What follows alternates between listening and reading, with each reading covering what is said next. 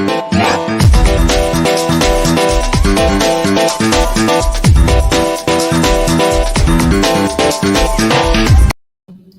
afternoon or good morning, everybody.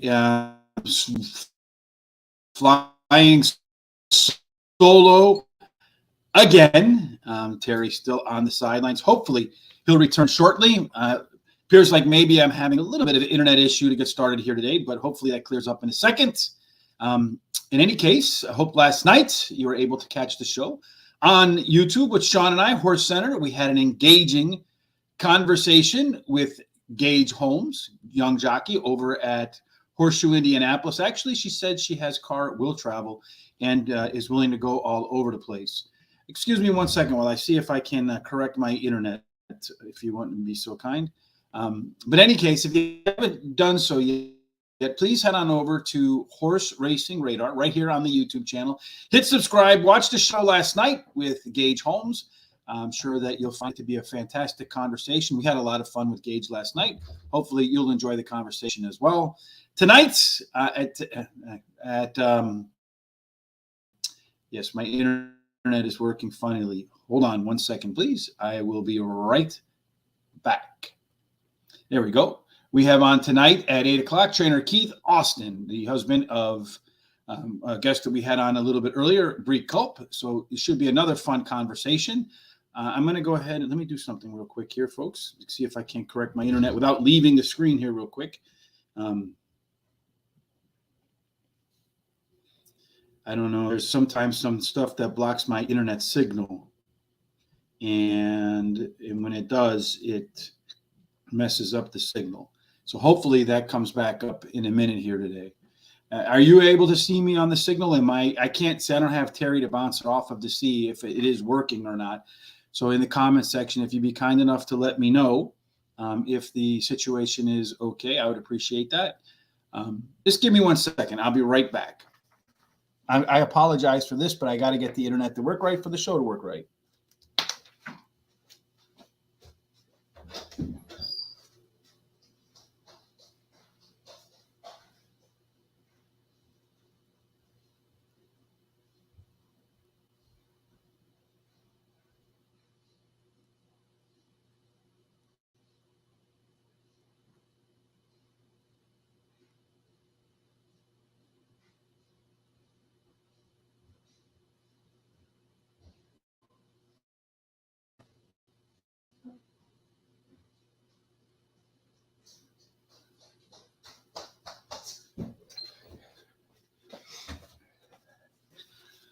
Okay, hopefully that fixes it. I'm not sure because it doesn't look like the signal is any better.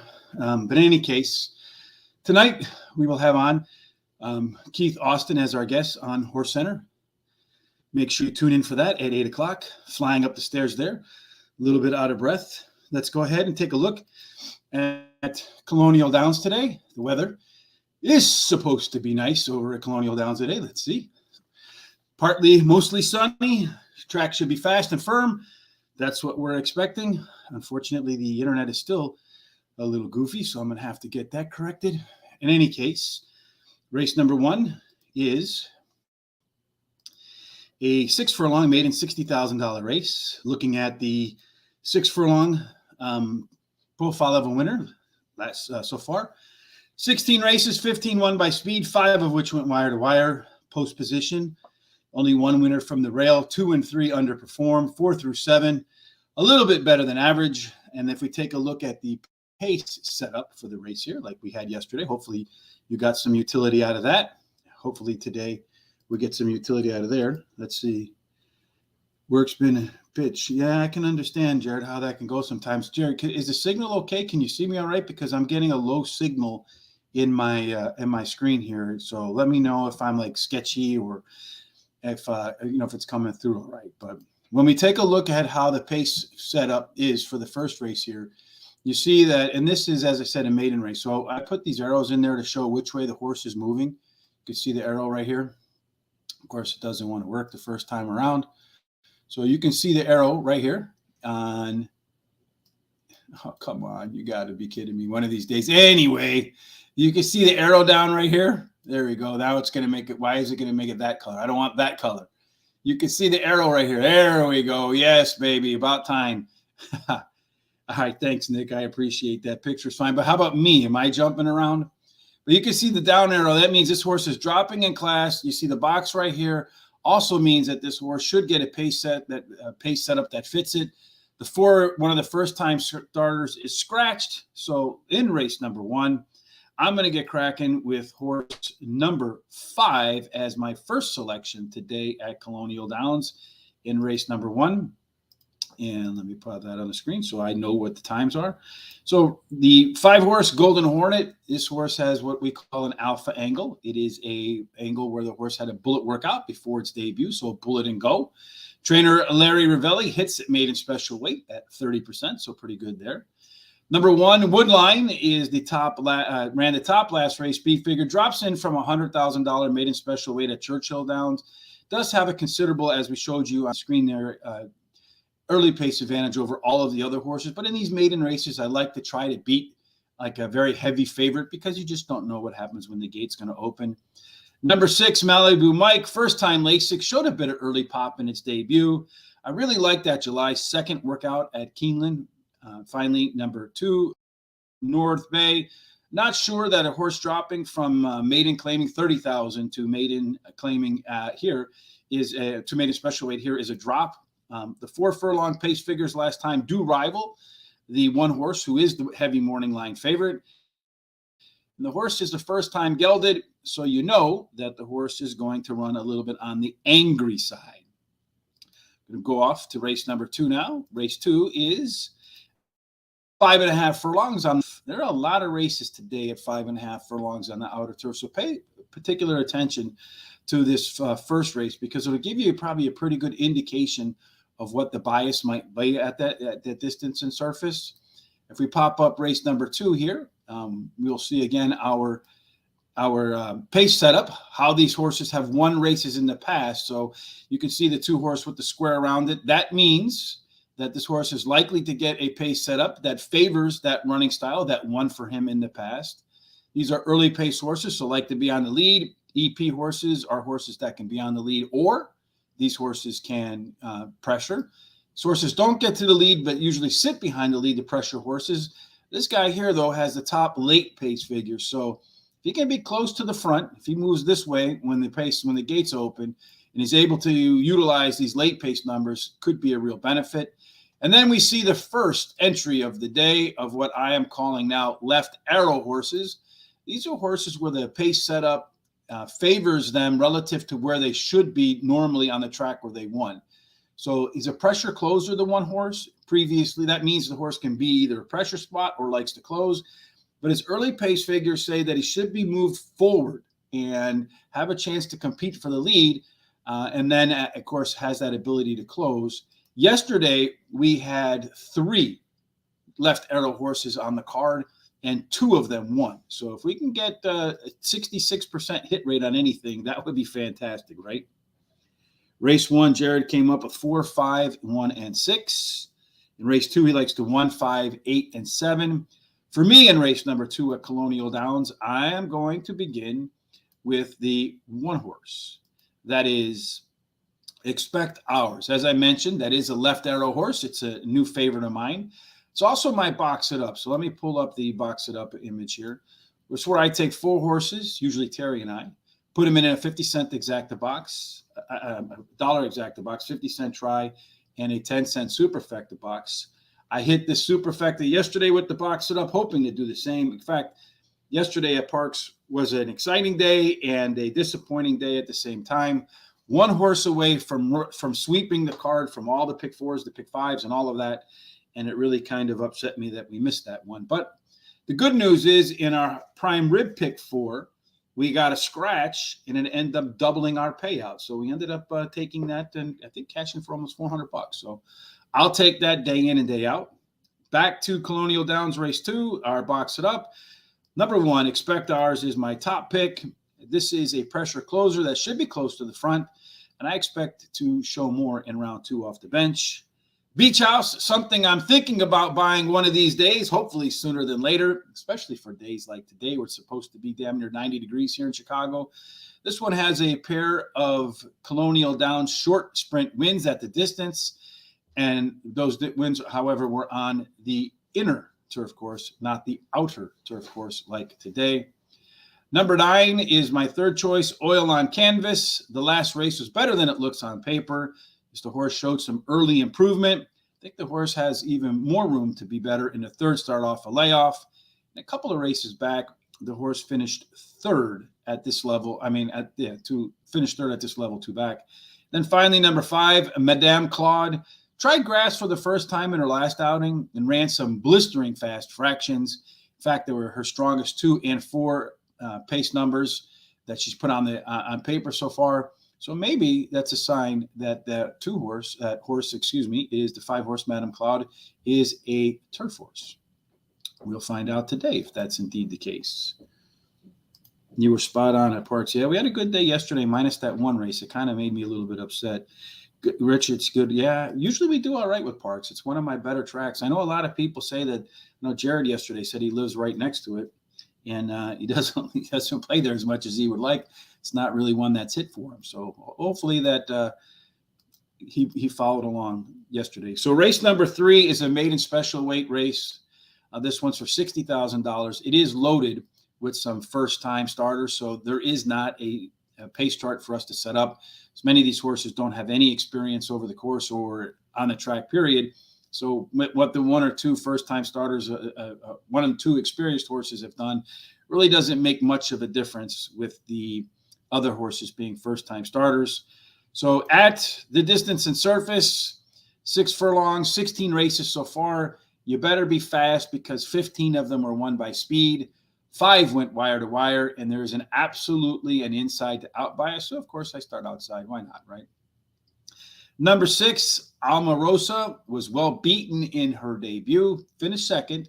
But I'm not sure if you really have to look at that race and the distance between it and the winner, because we're not quite sure if maybe that horse is a monster horse that it lost to.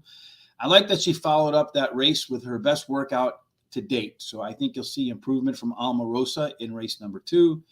Wilma Mankiller. This one is the morning line favorite. The workouts to me, though, aren't all that inspiring. So there must be something about the horse that the odds maker likes.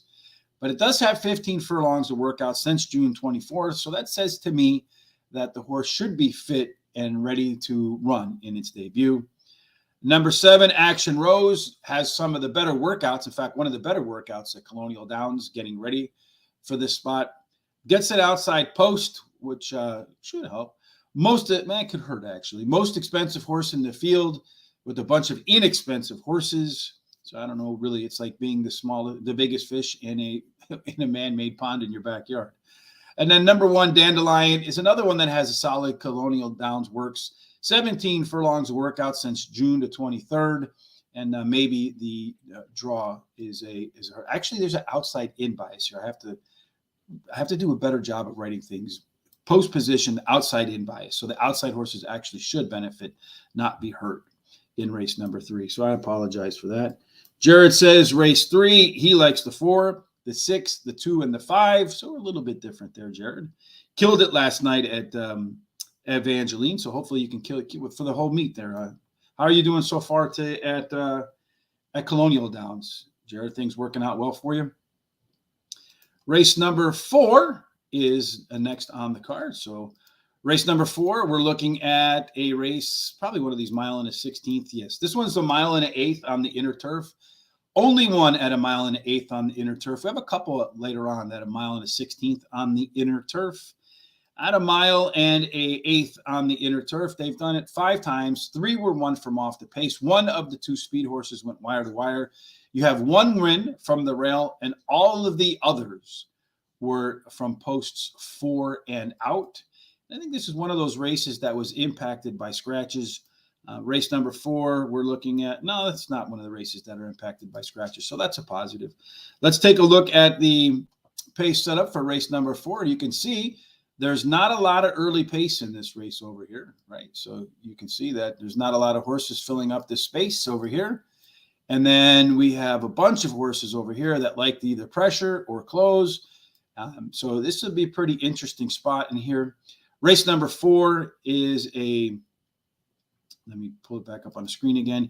It is a maiden $60,000 race. That's why you see all of these arrows. This indicates whether the horse is moving up in class, down in class, because when I look at these maiden races, I really want to pay attention to horses that are moving around in class. A lot of times you'll find horses that are class droppers, like the 3-horse here. They tend to do well, even if they look like they're in poor form on the past performances. And you can see here again, the 3-horse is one of these left arrow horses, meaning based upon its early pace figures, not needing to run anything difficult, it should move towards the front and be closer to the pace than usual. So I'm going to start race number 4. Let me pull this back up right here with, as you can see, the left arrow horse. That is number 3. That is Galilee. This is a left arrow horse. As I said, it's the only true dropper in the field. Last ran on all weather at Woodbine. Has a couple of really nice workouts since July the 2nd. So we could take that all weather form over to the turf, which usually is a good translation. Should be able to fare well against this crew. Number 6, Afraid Not. It reminds me of a joke, if you've ever heard that joke before. Like a piece of rope walks into the bar, and it's got his hair all pulled out. And the bartender, he says to the bartender, I want a drink. He said, I can't serve you anything to drink. He said, no, I'm afraid not. Anyway, this is another left arrow horse, the 6-horse. Better pace numbers in the second half of the last race. Could move forward in the second start after a layoff. Aside from the 3, it's the only horse running at the same level at her last. All of the other horses in this field are actually stepping up in class. So I prefer the class droppers in the maiden ranks. Blessy Blue, the 1-horse, improved speed figure in each of her races after her debut. Keeps improving on the back end of the race with powerful late pace numbers. If the 1-horse can break a little bit sharper, might be hard to hold off in this spot. And then number 4, Surya, was a really tough call for me between that and the 8, Melopini B. But the 8 is the 8 is a little bit better from the start, but tends to fade a lot. I think it could lose confidence once she's passed, whereas the 4-horse is the second best set of late pace numbers, although those have regressed lately from race to race in her first 3 starts. So hopefully we'll see a bounce back in that late pace performance from the 4-horse in race number 4. Race 5 is the race that ends the opening pick 4, which I'll have a little bit more on there in a minute. Let's see. Haven't played Colonial much, trying to figure out Saratoga. Yeah, a lot of people are trying to figure out Saratoga. I know Sean had put up a thing over on Facebook about some stats in one of the Facebook groups people keep on all the Saratoga horses and trainers and so forth and jockeys. So far, some of the trainers have a hard time figuring out, but it's only the opening week. We'll get there. So make sure you head on over there if you haven't done so. Sean does post a lot of really good stuff on our social sites. You see it down there below. Horse Race 2 Day, Horse Race 2 Day. Facebook, Instagram, Twitter, all of our social accounts. Make sure you follow us there. Give us a thumbs up. If you like what you see here on YouTube, again, hit the subscribe button, hit the bell.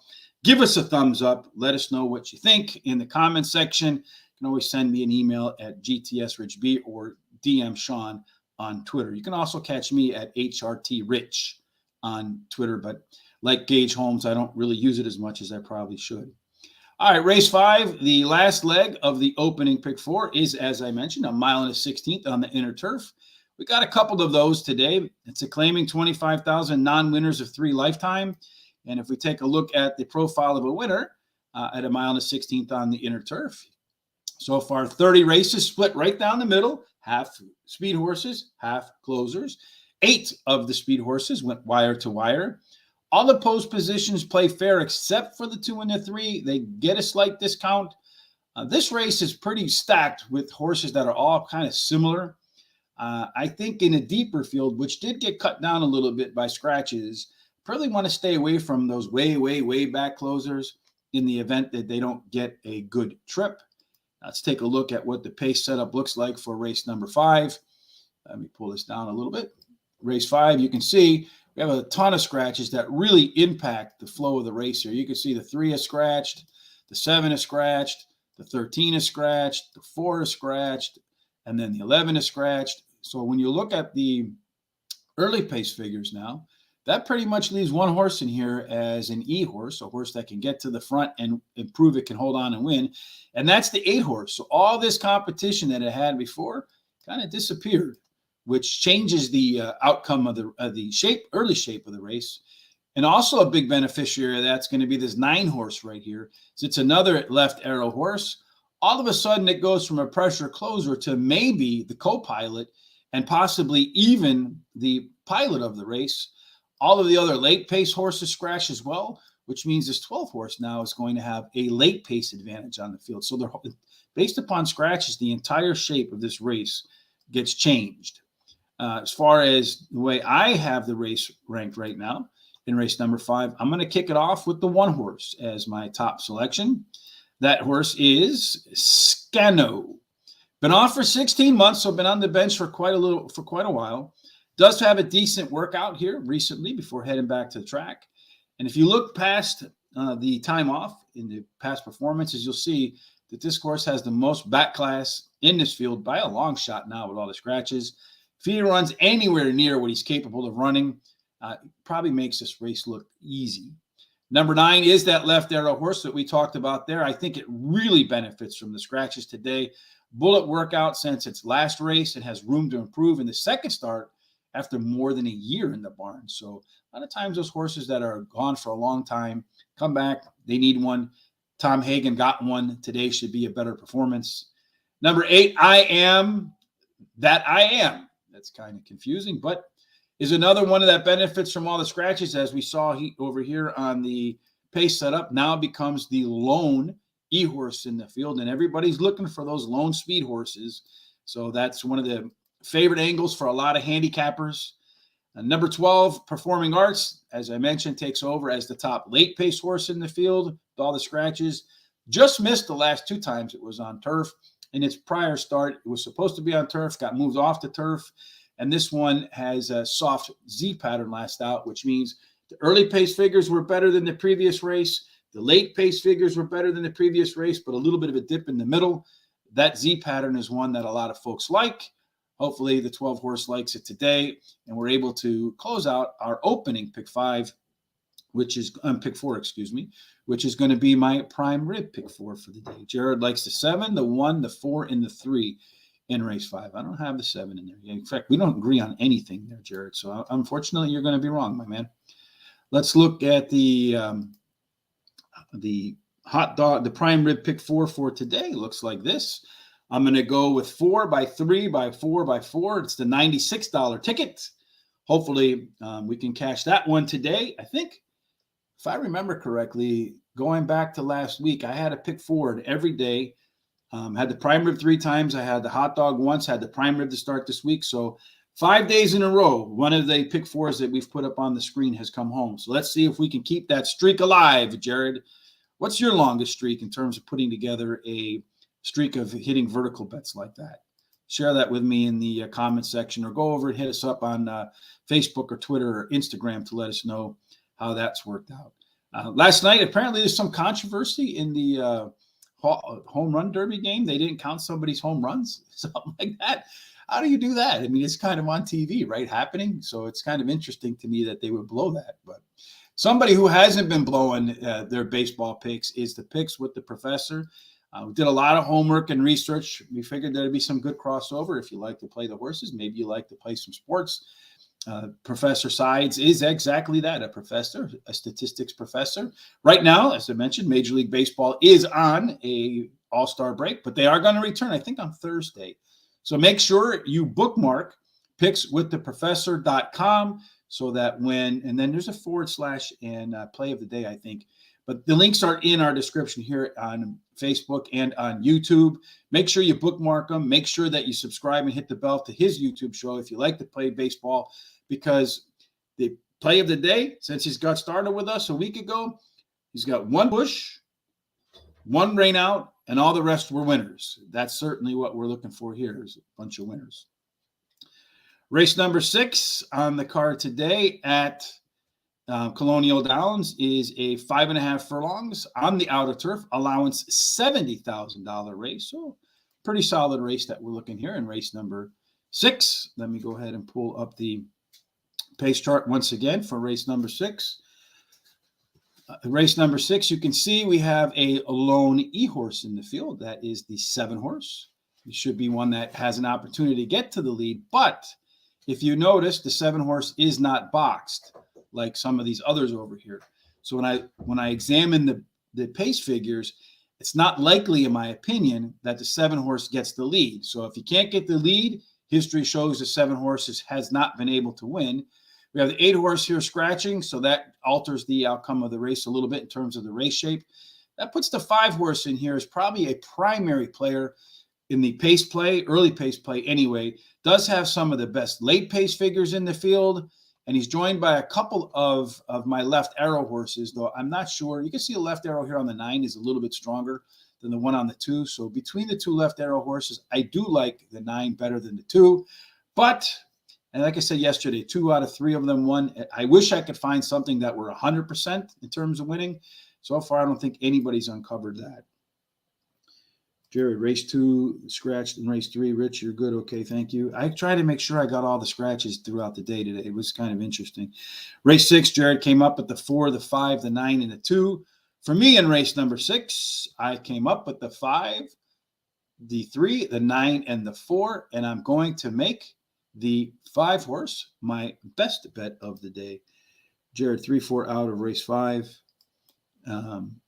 Let's see. All right, so Jared's looking at those picks. So for me, in race number 6, the 5 horse is my best bet. This one is 5.5 furlongs on the outer turf, as we mentioned. 38 races, 22 won by speed, 7 of which went wire to wire.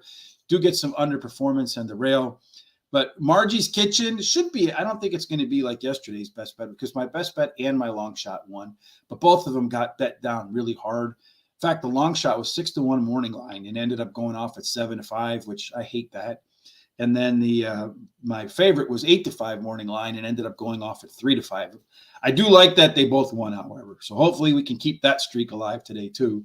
Margie's Kitchen drops in class, has a couple of maintenance workouts since the last race, including a bullet on Colonial Downs inner turf, but this one's on the outer turf. But still, I like to see those really strong workouts before a horse heads to the track. Number 3, Island Philo, won her last 2 starts, both at 5.5 furlongs, both on grass. Likes the distance, or at least short sprints anyway. Ran them 6 times, 2 wins, a second, and a third. And one of the things I've been noticing lately are horses that run better fractions are ones that you want to keep an eye on. Island Philo did run some better fractions last time out. Still My Babe is one of those left arrow horses, closer, that I think has an opportunity to be a lot closer to the front. Did show some significant late pace improvement in her last start. And I think another one that's slated to perhaps do better in round 2 off the bench. Finally, number 4, Silverly Rill. This was a tough call over the 2 for me, but Trevor McCarthy and Christophe Clement, very good connections so far. And I think better connections than what you see on the 2 horse. And this one has the top pedigree for the distance and the surface, which is always important to pay attention to when you're looking at these grass races. Race number 7 and my solo show today is another 5.5 furlong race on the outer turf. This one's a maiden for $60,000. So and when you look at these, again, fast, you want to be fast. You want to be, you want to be fast, and you probably want to have an inside roll. Again, race number 7, because there's a lot of first-time starters in here, and there's not a lot of work to go on in terms of putting together the pace picture, so that's not important in race number 7. So let's talk about what is important, the picks in race number 7. I'm going to start off race number 7 with number 5 again, back-to-back 5s. Point Loma has a bunch of good workouts getting ready for his debut. It's a Godolphin horse, as Tom always says on our Foreign Friday shows. You really can't go wrong with Godolphin. Does have the top pedigree for the distance and surface. Maybe that translates to a win in its debut. Opposites Attract was well bet in the debut at Woodbine. 3 good workouts since that race. A little bit better start today because it did get off to a sluggish start in that Canadian race. A little bit better start today, and I feel like you'll see Opposite Attract perform better. Number 1, Dundin. Last workout for today's race indicates that this horse is ready to run. And finally, number 6, Duke of Gloucester. consistently put up some of the best workouts in this field of horses, getting ready for today. And I'm always, Jared showed this to me when we were working together at Gulfstream Park. He put together all of the first-time starters that had kind of longer odds, and actually it worked out for me. He ended up cashing, I think, on 30-1 that day. So I don't think we're going to find a 30-1 in race number 7, but maybe we find one in race number 8. Huh? So race 8 is that where we're going next, is going to be a 1.1 on the inner turf. Optional claiming for $75,000. This one just got decimated by scratches. You'll see here on race number 8. Let's pull that up on the screen. Race 8, just want to make sure it's on the screen. It is on the screen, all right? So I can't actually see what you see. I have to look at something else. But you can see that we had race 8. We had the 2 horse get scratched. We had the 5 horse get scratched. We had the 7 horse get scratched. We had the 3 horse get scratched. So what does that do? That makes the 6 horse, usual oppressor, one of the candidates to be the speed horse in the field, but also takes this horse here, again, another left arrow horse, the 4 horse, who typically pressures or closes. And that early pace figure says that you probably go in front of the 6 in race number 8. And he has some late pace to go with it. Then you got all these late pace horses here scratching. That only leaves the 9 horse as your best late pace horse. The thing about these short fields like 4 horses, usually the horses that get to the lead are the ones that get to control the tempo. So my preference would be to go with the horses that are closer to the front.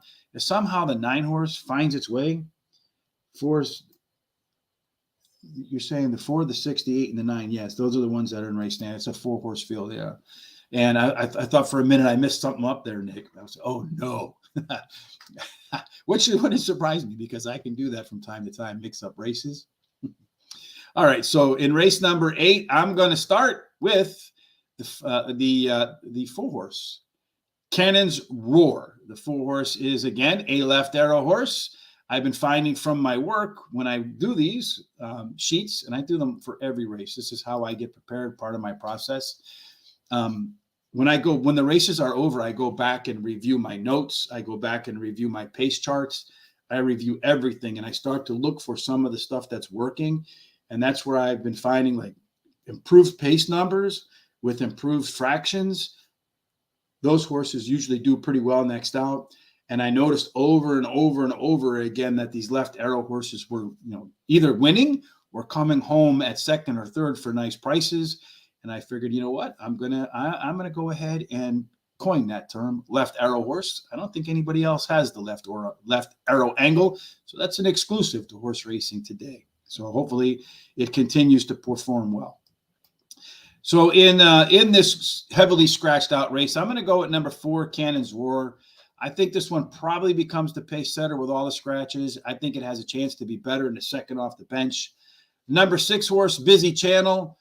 This is an all or nothing horse, so I probably should put it either on the top or in last place at the distance. Ran 6 times, has 3 wins, did run better fractions, and there's that comment again.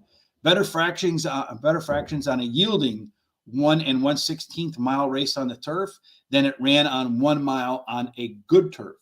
That tells me longer distance, heavier surface, faster fractions, a horse that's probably sitting on a big race today.